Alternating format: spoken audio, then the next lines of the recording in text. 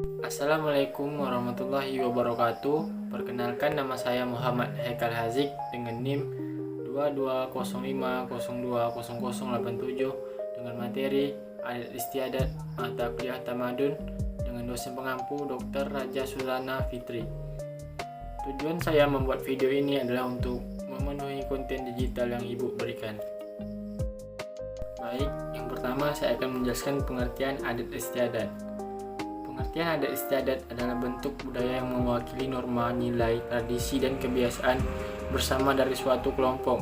Biasanya adat istiadat digunakan untuk memandu sikap dan perilaku masyarakat tertentu di Indonesia. Ada beragam adat istiadat yang masih berlaku di Indonesia. Pengertian adat istiadat menurut para ahli atau macam-macam hingga contohnya. Pengertian adat istiadat, Indonesia adalah salah satu negara di dunia yang paling kaya dengan keanekaragaman budaya. Memiliki ribuan pulau dan ratusan suku bangsa, Indonesia juga kaya akan adat istiadat yang memiliki segudang filosofi dan makna.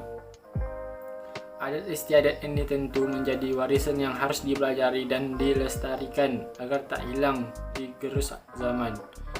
Menurut Kamus Bahasa Indonesia, adat istiadat adalah tata kelakuan yang kekal dan turun-temurun dari generasi ke generasi sebagai warisan sehingga kuat integrasi dengan pola pikir masyarakat. Adat berasal dari bahasa Persia yang berarti kebiasaan, cara penggunaan, upacara, observasi. Sementara itu, istiadat berasal dari bahasa Arab isti adalah yang berarti perintah kembali. Selanjutnya, adat istiadat Melayu. Di masyarakat Melayu Kepulauan Riau, adat istiadat dibedakan menjadi 3 jenis. Yang pertama, adat sebenarnya adat. Maksudnya, adat yang telah ada dan harus diikuti. Yang kedua, adat yang diadakan. Maksudnya adalah adat yang dibuat oleh orang tua atau nenek moyang. Yang terakhir, adat yang teradat. Maksudnya aturan yang dibentuk berdasarkan musyawarah setiap kelompok atau masyarakat. Selanjutnya, contoh adat istiadat yang masih terjaga di Indonesia. Ada 5 contoh yang saya ambil beserta gambar. Yang pertama, Manene di Tanah Toraja, Sulawesi Selatan.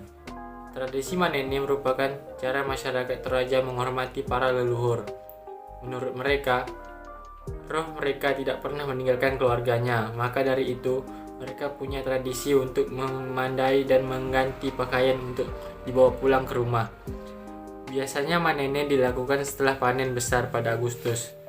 Meski demikian, ada pula yang melakukan pada September. Setahun setidaknya ada 3 kali. Yang kedua, kebo-keboan di Banyuwangi, Jawa Timur. Kebo-keboan digelar untuk memohon kesuburan sawah dan hasil panen yang melimpah. Tradisi ini dijalankan masyarakat Banyuwangi, khususnya orang Osing, setiap tahunnya. Osing?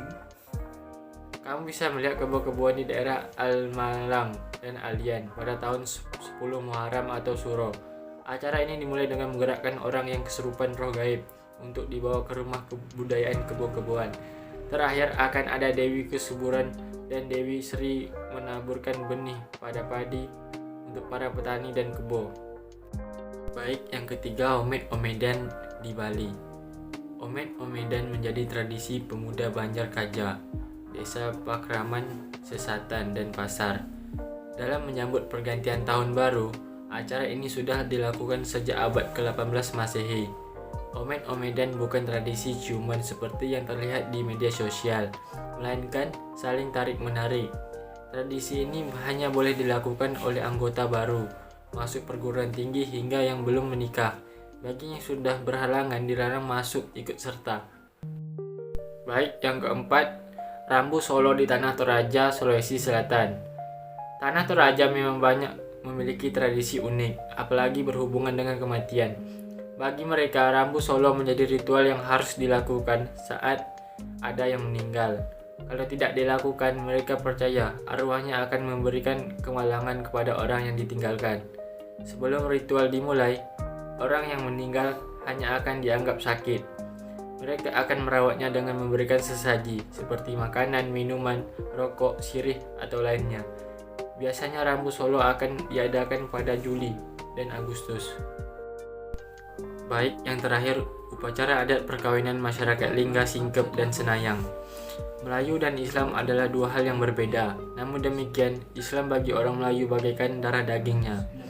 Terdapat ungkapan, orang Melayu adalah orang yang beragama Islam. Terdapat istiadat Melayu dan berbangsa Melayu. Pada gairahnya, budaya atau adat istiadat yang bertumbuh kembang dengan dipenuhi oleh ajaran-ajaran Islam.